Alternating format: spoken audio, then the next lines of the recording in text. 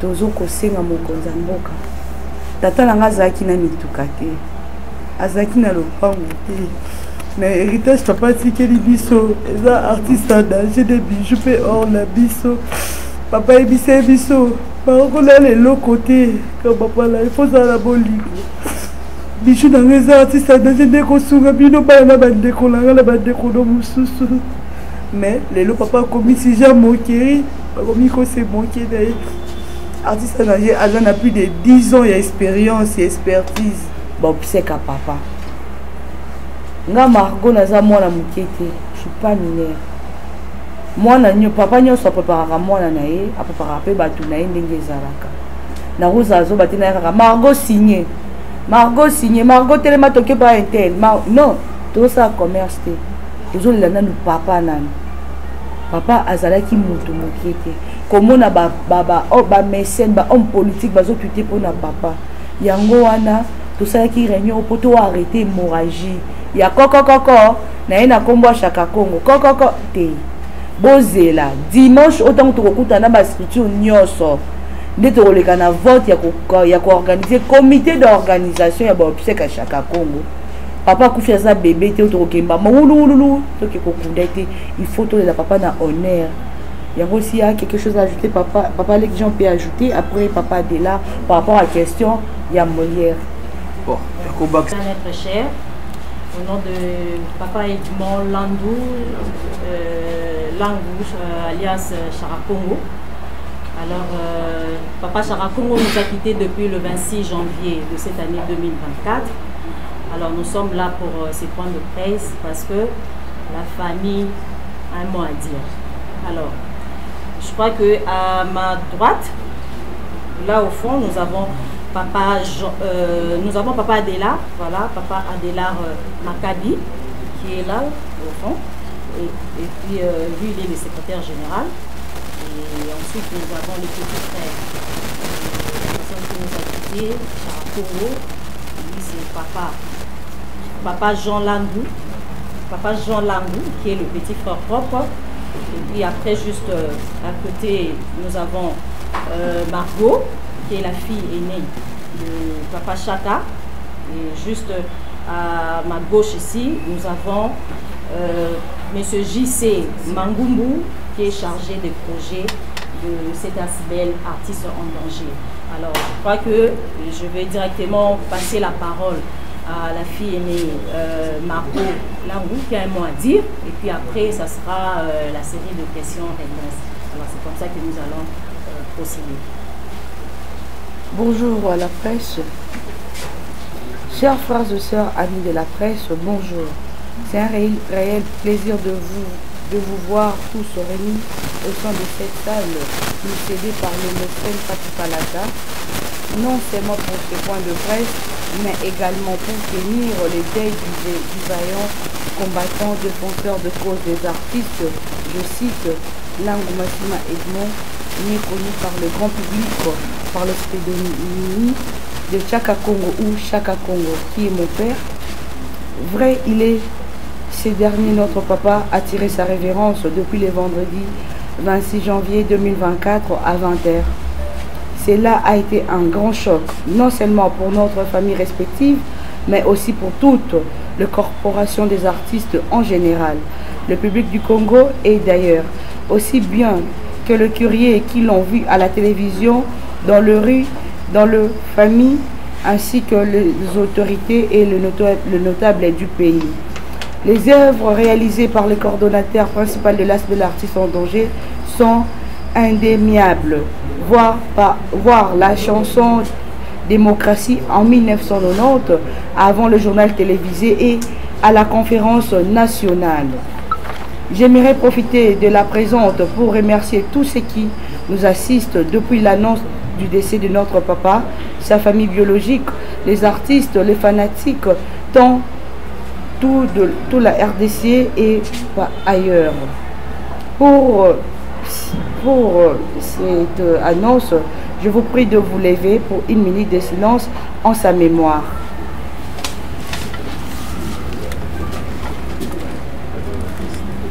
Merci, veuillez vous asseoir. L'occasion est venue de demander à tous ceux qui veulent rejoindre à nous pour les obsèques, aussi les associations où Papa Tchaka Congo a été membre, de nous approcher pour mieux réaliser ou organiser dignement les obsèques de l'illustre disparu. Je demande à vous, chers amis de la presse, de ne pas poser des questions incendiaires autour de cette mort de mon père, mais être positif sans attaquer n'importe qui.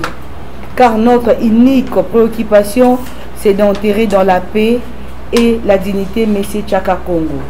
Votre artiste comme était son souhait. Aux autorités de la République, nous demandons la reconnaissance pour le travail que notre papa et la Sbel Artiste en danger ont abattu et pourquoi pas être décoré à titre posthume comme lui demander également pour les autres artistes pour leur récompense. Je dis et je vous remercie. Margot Langoufi est née coordonnatrice adjointe de la Sbel Artiste en danger.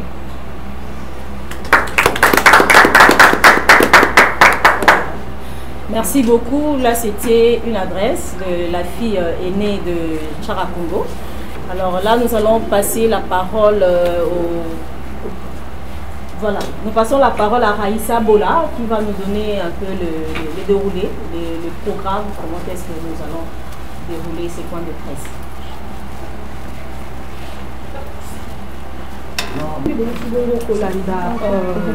Communiquer tout le monde à circonstance et pas à fier et marvolango. On va dire que déjà bon représenté.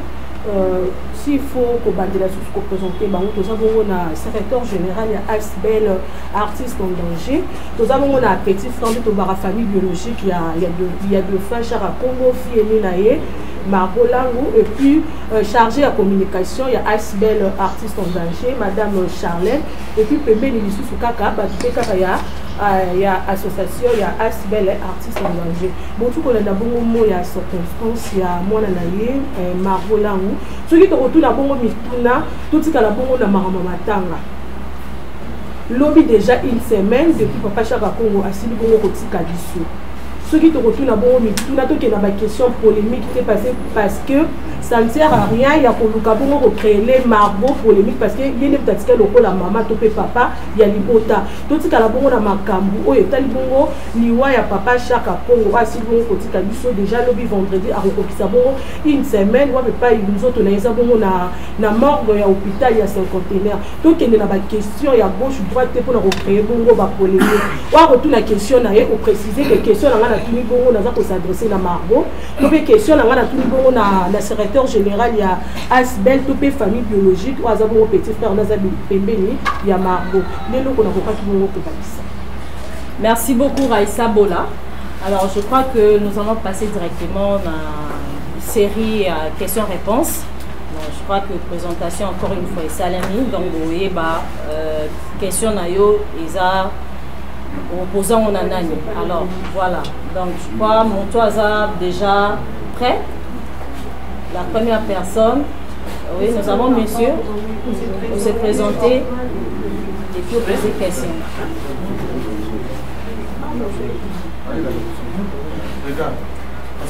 Ici, nous sommes ici devant. Non, si maintenant. Non, pas derrière. Non, c'est derrière. Super pour nous. La question d'amener dans tout droit, c'est une affaire organisation. Pour jusqu'à présent, Tchaka Congo Banda Koufi, Tozoye Bapendati, place Penza, Oyo Matanga, officiellement. Parce que Tchaka Congo a dit Moutouabatou. Il y a Batou Moutouabatou quatre personnellement. Parce que ça va y avoir place Nini pour la qui Batou dans l'interview qui est basé Luka place Tchaka Congo. Donc Batou y battre place Nini Matanga précisément les amis. Est-ce que ceux qui vont mal les logos éclaircir le biseau dans l'opinion publique de la situation que maintenant Tchaka Congo est à la place bouillée de façon place moins peu accessible de façon que même membre gouvernement bakoya artiste boy batila ta batalo lendo makasi bazaka moi fier pour na koya baluka pena kasi mo de régime zanti d'abord éclaircir sur les lots, place matanga et pour ça là. Voilà question là. Question pas là. Voilà, Donc, question ça est dans l'organisation. Je sais que l'organisation nous voyez mais que nous t'avons répondre, d'abord répondre. Même pas. Deuxième question, que la série 3. Voilà. 3. Donc la série il y a 3 pour toi avancer. Deuxième question. Deuxième question.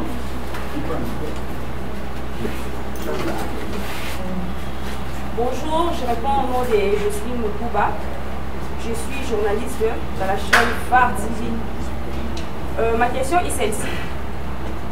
Et ça n'a pas tout ça libanda et belé bazo déranger biso koyeba ceux qui bazana pour faire aider soit ko sunga ko papa chaka ko ayebani pour aider na quelque chose to pour participer ba copier ça précisément na nani famille so ko copier sa numéro à travers VAR Congo TV ba yeba mutu nini oyo ba ko aider ceux qui bazana pour faire pour participer na matanga papa chaka ko a copier sa aide na ye précisément na nani pour ne pas éteindre de gauche à droite et pour na la famille. Deuxième question.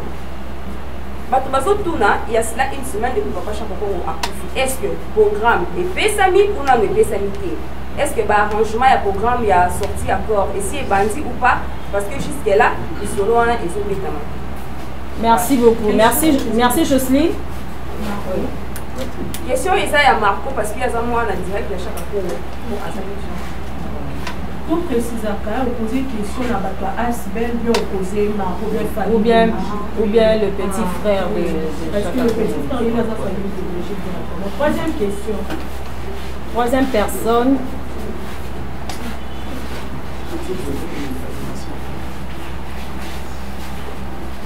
Ma question sera posée toujours directement à la fille à notre défunt, Margot.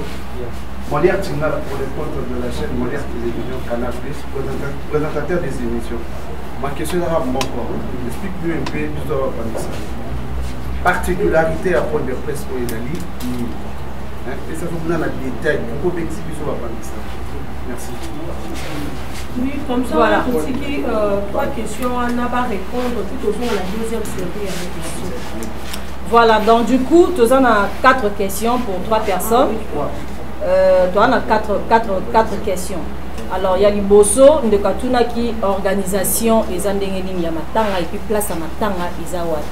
Alors, Margot, papa, les dans Izawad, les questions pour la famille. Merci beaucoup, la presse. Ça, déjà présentation. Je suis Jean Langou, le petit frère de Chaka. Quand vous voyez Margot, quand vous voyez Anna, il nous faut ces solutions. Alors, nous sommes des Congolais. Ceux qui nous ont confié à Zayakananda pour nous. Donc, si comme Matang Ezali, et si comme Chaka femme, c'est chez lui ici. On ne peut pas déplacer tout le monde. Matanga Chaka et mais en attendant les obsèques, nous sommes d'abord ici, dans sa résidence. Et on va faire un espace au côté de la Chaka en attendant les programmes. Vraiment, la deuxième question est à organisation. Pour participer, vous avez un numéro de téléphone pour couper ça à travers les autres questions parce qu'on a besoin de. Normalement, ils ont un numéro, premièrement d'abord parce que dans nous, nous avons un numéro de l'unité de main. Bateau le baroque qui des toujours numéro à bureau artiste en danger. Aux alliés 081 65 70 958. Numéro à bureau artiste en danger. Après c'est là. Quand tu as des réunions, il y a un comité de backer, tu as un numéro de compte bancaire, bien, numéro papa, pas les à la caca. Voilà, alors. Par rapport à l'organisation à Matanga, c'est déjà programme. L'organisation à Matanga, mais premièrement, et là où à Matanga, est-ce que vous allez prendre la place Bakondi, Bakoya, ceci, cela. Tout ça, Bantou, tout ça, c'est prestige. Si vous avez les Landéconayo, Okoye, Sikanyo, so Okoya. Ah oui, ça ici comme papa Azaki Kouvanda. Papi Palata a checké Bayer à papa T. Donc un mécène. Au passage parmi les partenaires et artistes en danger. Après si biso salle. Salle où après si biso salle où ils en a assez anda quoi papa pour ils a battre. Pour nous voir que koloba. hôtel onino eza ba appartement na ces salles de fête des amis à permettre surtout vanda awa famille mutu nyonso akoya livre de condoléances ekozala awa ezala au membre du gouvernement musicien aza lolenge te musicien oyo azalaka na compassion nde papa badai koloba pendant d'abord po ozala na bolifo ozala na compassion parce que papa azalaki oloba esi mpe na nde koloba apporte de la compassion akei po korendre ba dernier hommage il faut ya awa organisation pour le moment d'abord Asbel na artiste en danger Asbel en danger na famille biologique oyo azali awa papa Jean Langou to bengisi bino ba partenaire porte eza ya kofongwa ma ba partenaire ya artiste en danger nyonso porte en danger ezaka ba artiste musicien te tout en langue confondu toza na réunion dimanche awa na 16h awa na salle Papi Palata tokoswa na bino nyonso biso bato maboke biso boye bino nyonso boya après wana nde kosola na bino nyonso toleki na vote oyo tokosala comité d'organisation ya matanga ya papa. Voilà, présent la question Moussoussou. Place à salle, adresse à salle les avenue Le Colama numéro 1, commune Yaka, ça vous référence qui marché au chouet ou bien Inika. Immeuble de Papi Palata. Voilà, question Moussoussou pour notre confrère Molière, particularité, il y a point de presse aux amis. Vraiment particularité, à point de presse, on a le papa l'équipé à Kobakisa. Papa Azala qui n'a pas écriture et belé. Parce que tu es belé, papa, à part artiste, famille biologique, bah, c'est qu'à papa. Nga Margot naza moi la mukete, je suis pas mineur. Moi na papa nyo so préparera moi na nae, a préparer pe batu na ndenge zalaka. Na roza zo batina ka Margot signé. Margot telema toke ba intel. Non, tout ça commerce té. Tozo la nanu papa nanu. Papa azalaki mutu mukete. Comme on a ba mécène, ba homme politique, ba zo tuté pour na papa. Yango wana tout ça qui réunion pour tout arrêter hémorragie. Ya koko na ina kombo Chaka Congo. Koko te. Bozela dimanche autant que tokokuta na ba structure nyoso. Nde toleka na vote ya ko organiser comité d'organisation ya ba obsèque à Chaka Congo. Papa kufia za bébé te tokemba mawululu toke kokunda te. Il faut to la papa na honneur. Il y a aussi quelque chose à ajouter, papa les gens peuvent ajouter, après papa est là, par rapport à la question, il y a Molière. Bon, puisque tout a été dit, dans il y a circonstances. Donc, tout ce kaka, tout fan tout bon ça, programme, OSNG de Tokunda, Nekonabiso, camarade Nabiso, collègue Nabiso, tout ça. Et c'est que tout ça, le programme, puisqu'on ne peut pas faire quelque chose que, comme Margot Boutiaga dit, non, il faut être bien structuré pour te, on peut pas mon abisso, serein abisso. Merci beaucoup. Alors, papa Adela, qui est le secrétaire général, un mot ajouté par rapport à tout ce que j'aimerais dire aux confrères artistes de toutes corporations confondues, avec Chaka, nous avons appris une seule chose, la simplicité et l'humilité. Je crois que pour que tu n'as pas besoin d'extravagance. Nous au monde, tu n'as pas besoin de tout ça. Nous, tout ce qui nous intéresse, que ceux qui veulent pleurer Chaka Congo, basé sur l'attitude, il y a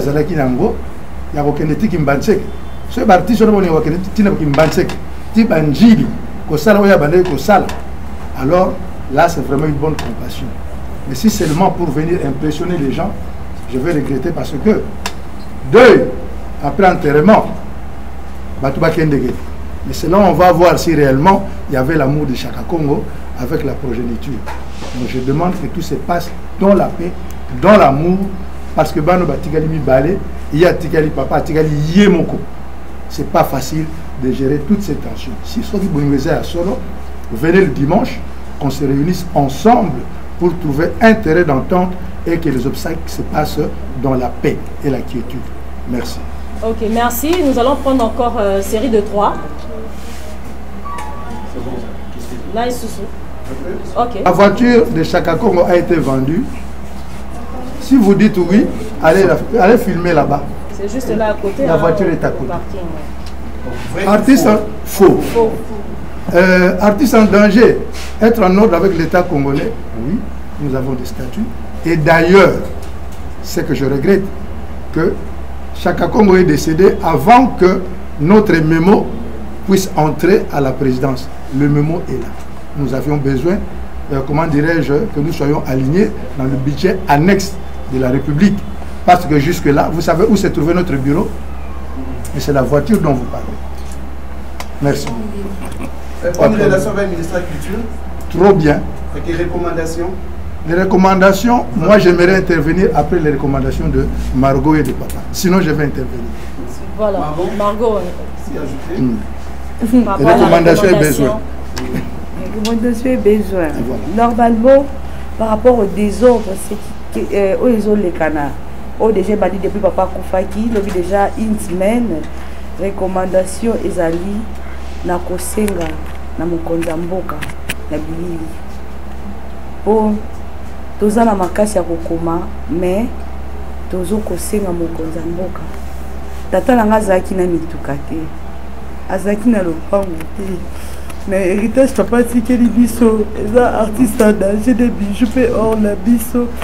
Papa ebise biso. Par contre, les lots côtés, comme papa là, il faut ça la bonne ligue. Bichou dans les artistes, dans les décorations, bino ba na ba décoller, la ba décoller mususu. Mais les lots papa commis si j'ai moqué, commis que c'est moqué d'ailleurs.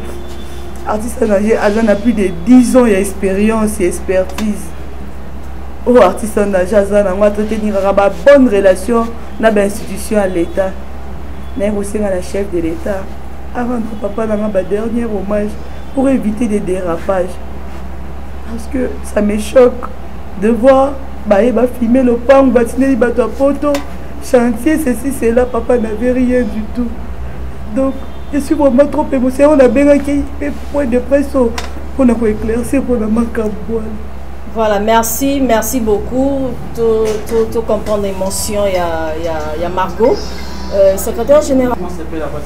Na kosenga na ba autorité ba meka kosangisa ba corporation ou union so ba nimba kota na conflit pour rien pour leur artiste.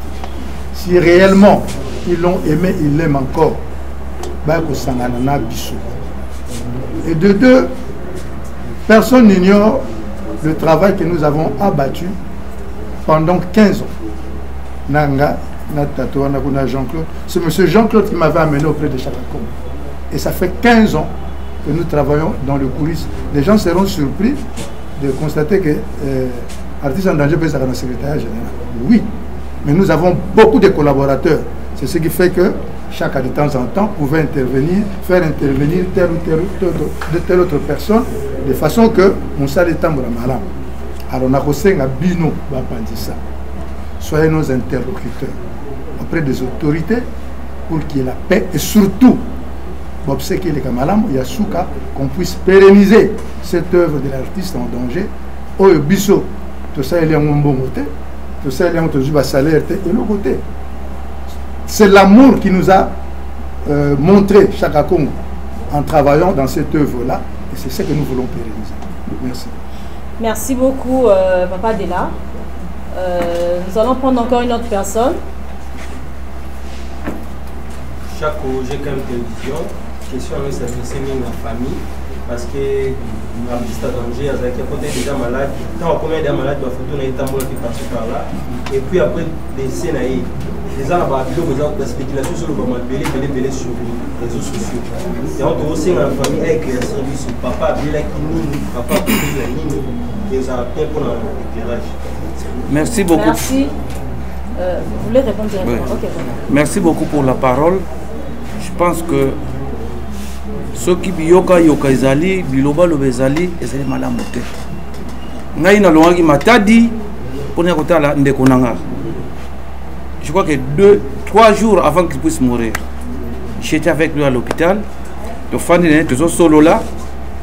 A tout genre, na tous les problèmes ni nous en avons. En tout cas. Dans un coma et puis maintenant dans la chambre, il était en train de prendre quoi de médicaments et puis il me dit que non, j'ai un problème de poumons. Pour moi, il y avait des maisons, il y a des cailloux, hein, il y a des poumons. tout ce qu'il m'a dit. D'ici peu de temps, en tout cas, je pourrais regagner ma maison pour que je continue à dire mes salaires. Mais, et là, au cas où nous avons regretté dans l'Iwa Chaka, Chaka, c'est quelqu'un qui nous a réunis autour de la famille. C'est pour ça qu'il avait créé une cité, on appelle ça Tunganzola. C'est ceux qui sont des Bakong et savent que c'est Tunganzola. Donc il prenait d'abord l'amour, l'unité au niveau de la famille. Chaque même au lit de l'hôpital. Donc il savait comment coordonner aussi les affaires de la famille. Alors nous de la famille, on ne peut pas dire que chaque, mais on sait que chaque avait des problèmes au niveau des poumons. Lui-même, c'est ce qu'il m'a expliqué. Si les médecins peuvent contredire ça, ça c'est eux. Merci beaucoup. Merci beaucoup. Alors, voilà. Après, nous allons prendre une date. Ok. Raïssa Bola, Canal Pi Télévision, et puis Congo Event. Tout le monde dit résultat, il y a autopsie, et surtout les bons réseaux sociaux, pour le après chaque accord, à confirmer la poison. Pour éviter ce que la famille vous a au courant, pour présenter le résultat autopsie. Bon, quand vous dites la famille, Margot, moi, biso famille. Je ne sais pas où si c'est à ce stade nous sommes passés au niveau des cinquantenaires pour l'autopsie. Et pour quoi l'embaumement. Mais au besoin en tout cas, tu es bien qu'on a noté. Ceux qui vont passer la preuve, il y a la bise preuve, voilà que non, chaque est mort du poison. Jusqu'à présent, on n'a pas quoi de une information sur ça. Voilà, c'est-à-dire que l'autopsie est salamité, poisonté famille jusque-là, on va reconnaître que moi, on a un problème. Embolie, puis le monnaie. Voilà, c'est ça. Alors, Huberti. Oui, bonjour, merci beaucoup. Huberti, journaliste indépendant. Question en là, ils ont plus dans l'aspect artiste en danger. N'invitez ceux qui problème il y a poumon, il y a vieux chaka, les ala qui déjà boyé baki yango, ceux qui boyé baki yango na noté. Qu'est-ce qui manquait au sala ba SOS ndenge ya bande au sala na bande ko mususu parce que tout le monde a yango asuba bande ko belé aleka ba eda bango à travers ba SOS. Et donc nous les bande ko zama parce que on a compris que ouais moi les acquis pour mon etia et où met l'acquis. Ça fait quelques mois pour constater que entre-temps, il continuait à observer la maladie. Or, il y a un déjà un problème à maladie. Et là, il y a ça. Pour enrichir sa question, M. peut-être pour évacuer mon pays à Charakongo. Est-ce que des membres médicaux ça d'abord, il y a une chose que vous de la presse et le commun des mortels doivent savoir qu'il y a 2 ans et demi, ou à peu près 3 ans, chaque abelaki embolie. Et vous pouvez aller revoir son médecin pour faire des rapports psychoyo. Après, Sabino qu'il avait déjà été malade. Ça, c'est un. De 2, tant que j'ai un traitement, qui bien. Mais vous savez que chaque c'est la personne qui ne dormait pas. Il était en ligne, 2 heures du matin, il était debout à 5 heures du matin pour rendre service. Moutou Aza malade, Aza convalescent, Aza continue à rendre service. Mais ce qui a été très fort pour Naye, psychologiquement, il voyait plus le mal des autres que le sien. Pour les derniers jours, mais oui, chacun fait un appel. Aujourd'hui, personne, à part 2 ou 3 personnes, musiciens, peuvent venir témoigner qu'ils ont assisté chacun. Chacun a été abandonné, pratiquement abandonné à l'hôpital. Et nous nous sommes posé la question de savoir pourquoi. Or, au Sali, même peut-être, tout ça, on a souvenir que le baboyo artiste en danger. Mais notre souvenir, ce sont des relations où chacun a contribué par partenaire. On a vu des personnalités grâce à ce monsieur-là. Et parfois, on sortait pour aller trop loin.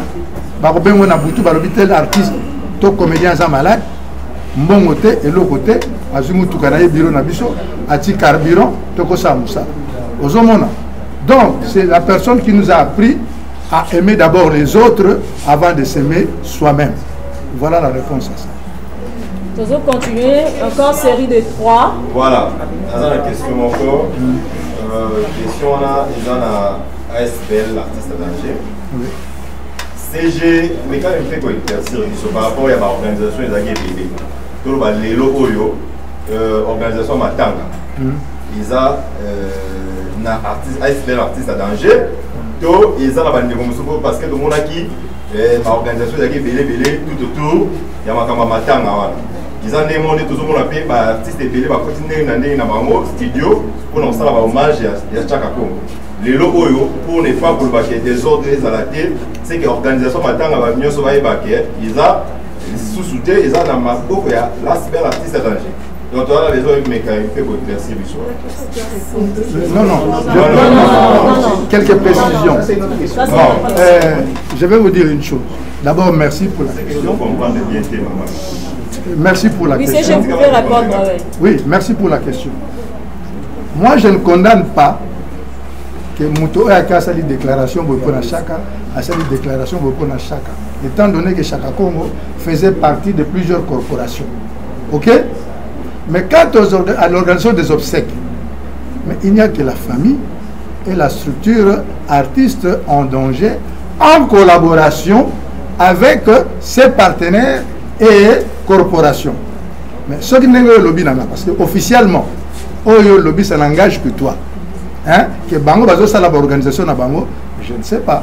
Mais la personne ou les personnes les plus attitrées au Bako s'engager dans l'organisation d'obsèques de Chaka Congo auprès des tiers, c'est d'abord la famille biologique, la structure artiste en danger et ceux qui viennent de manière volontaire s'associer pour que l'on travaille ensemble. Est-il que, après la réunion de dimanche, au bateau Barouya, nous allons nous réunir pour composer un comité d'organisation.